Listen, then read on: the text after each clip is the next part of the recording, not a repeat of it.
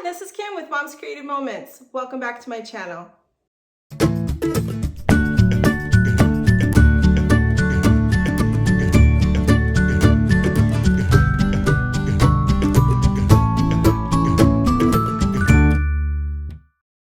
So you might notice that this is a little different setting than you normally see me in. I'm actually in California right now visiting some family, and my husband decided that this would be a fun way for me to recuperate from my surgery, and it has been super fun to be here. But I realized yesterday that I needed to have a video for you on Monday, and I did not have enough of my pre-recorded material, and I didn't have more of Emily to show you, so I'm doing something really quick for you, and I hope this is helpful. I've had a lot of people comment over or in the past that they get confused with trying to change a 12-inch sketch or a sketch for a 12 by 12 page into a layout for an 8 by 8 album. And so today I would like to help you, give you some ideas of ways that you can adapt a 12 by 12 sketch for an 8 by 8 page.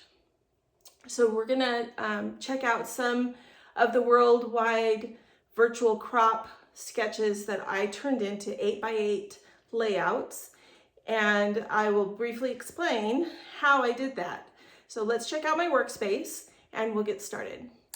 All right, so this is my workspace for the time being, and I have my 8 by 8 examples over here, and I thought I would start by showing you this one. This is Virtual Crop Sketch number 8. Let me make sure that's in the frame so you can see it. Yeah, it looks like it'll work. And you can see, pardon my orange sticky notes, but you just never know on the internet what people are going to do with a baby's face. So this is a gift that I make every year for the little ones that I watch. I watch them once a week, and for their mom, I take pictures of them all year long, and then I do an album for them for Christmas of the kids as they've grown all year long. And it's just something I started with the older one, who is about 3.5 now, and his younger sister just turned 1 this summer, and so it's been really fun to chronicle them as they've grown up. This is layout number 8. So layout number 8 in the virtual crop looks like this. It is a 2-page sketch, so we're not duplicating anything, like we're not having to mirror it on this side because it's already here for us. But they give all of the measurements for a 12 by 12, like I mentioned before. So what I do is I come in here and say, okay, a 12 by 12 page, let me write this down. A 12 by 12 page breaks down into 4 times 3, 4 pieces that are 3 inches, or 3 pieces that are 4 inches, or you can do 2 pieces that are 6 inches, or 6 pieces that are 2 inches. Okay, and usually you can take a look at a layout like this, and you can look at their measurements and say, okay, this piece, whoops, down here, this piece is 3 inches, this piece is 4 inches, so that means that totals 7. The remaining bit is 5 inches, so that means that this piece would be 2.5 and this piece would be 2.5 for a 12 by 12. All right, but when you're dealing with 8 by 8, what you do is you say, okay, 3 inches is 1/4 of 12. So what's 1/4 of 8? Well, 1/4 of 8 is 2 inches. So 2 by 8 is how much this piece would be. This piece is going to be slightly wider. Remember, it was 3 and 4, so it's a full inch wider. So I went ahead and made it a full inch wider as well. So 2 by 8 and 3 by 8. So those are these two pieces in the background. And then that totals 5. 2 plus 3 is 5. 5 from the 8 inches of the 8-inch page leaves us 3 inches left. Divided in half gives us 1.5 for each of these side pieces. Okay, and then these photos in the middle, so obviously you're not going to get all of these photos into an 8 by 8 layout. But if you want 4 by 4 photos, you could do 2 4 by 4 photos on each page and do this layout exactly the way it's designed, just for the 2 4 by 4 layouts, or 4 by 4 pictures on each page. Then if you have 2 tiny pictures, you could add them to the top. See, kind of up here. But I had several different size photos, so I just worked with the photos that I had after I put the border on, and it didn't cause a problem. The border, by the way, can be any height that you need it to be. So I wanted to use this cute laser border with the ice creams and the popsicles because she was eating ice cream in these pictures.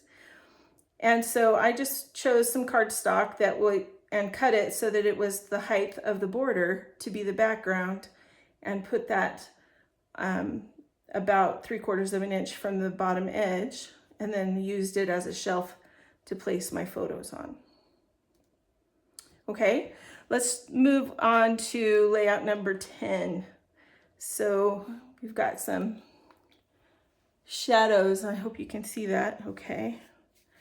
But layout number 10 was this one with the half circle here and the half circle here. And this one is actually relatively easy to adapt because you just choose how high you want these pictures to be, how tall you want your pictures to be. And then you can choose how wide you want this border to be, this piece that you add the punched border or laser border to. Typically on an 8 by 8 album, you're not going to have a giant, one of the 1.5 inch punched borders, but you could conceivably do that. You just would use the rest of your page if your photos are significantly large. You can see here, these photos are not significantly large. They're about 3.5, I want to say they're 3 inches wide and probably 4 inches tall, or 3.5 inches tall, probably 3.5 inches tall. And then I added an inch for the cardstock underneath so that a 1/2 inch would stick up above and a 1/2 inch would stick below. And then I cut a 1 inch border to go on the top and the bottom. And this was decorative enough that I didn't feel like I needed to punch something extra to go with it. So that was fairly easy. The circle, as you can see, they used a 6-inch circle here. I used I would have to guess because I didn't write it down, but that looks like a 1, 2, 3, maybe a 4.5 inch circle cut in half. So you're gonna kind of play with sizes and see what your eye likes. And if you like filling up your whole page with paper and not leaving these white voids at the top and the bottom like I did, then fill it up. Use your paper and cut it all the way to the edge. That's fine. You can put a border there that goes all the way to the edge. No worries. Okay. This is layout number 12 with the added circles on the edges of the photos. This one right here, this 1-page layout. We turned this into a 2-page layout, and it was fairly easy to do.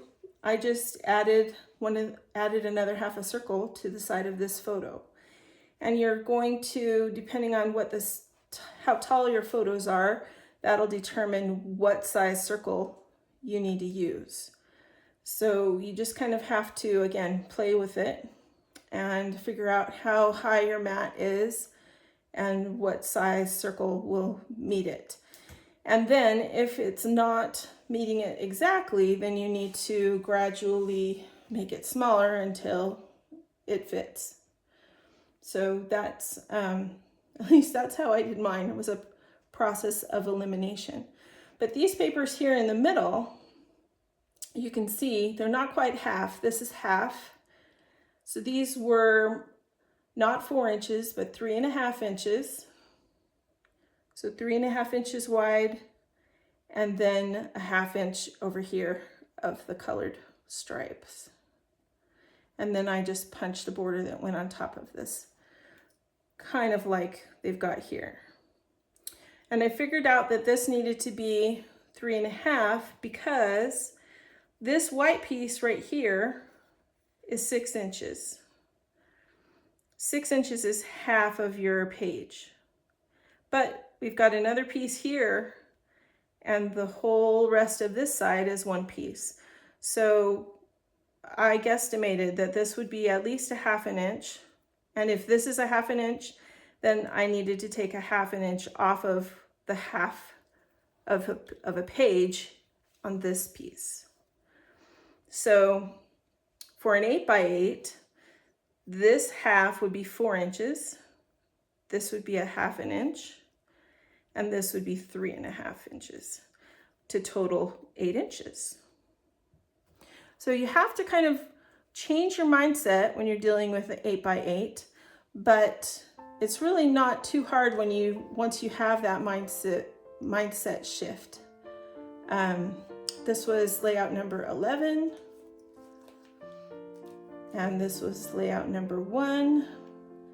And these are fairly easy. In fact, you can kind of determine on your own how wide to make the border on these, and then just put a punched border that's decorative on the edge of your paper. This one I thought I would throw out to you as a challenge piece and see if you can figure out what the dimensions would be of all of these different pieces of paper. And I'll put in the details the measurements for layout number 2 from the virtual crop. Let me know what you think those measurements should be in the comments, all right? Thanks so much for joining me. I appreciate your patience in me getting through this recovery. My hand is doing pretty well, but it is rather stiff sometimes and a little bit painful still. And I expect that'll probably improve every day like the other one, but it will be a while before it goes away and I can sufficiently ignore it. That's okay. Life goes on. We're doing good, and my family is helping out a lot, so that's great. And all will be well. Thanks so much for joining me. Until next time, I hope you have many more creative moments. Make it a great day.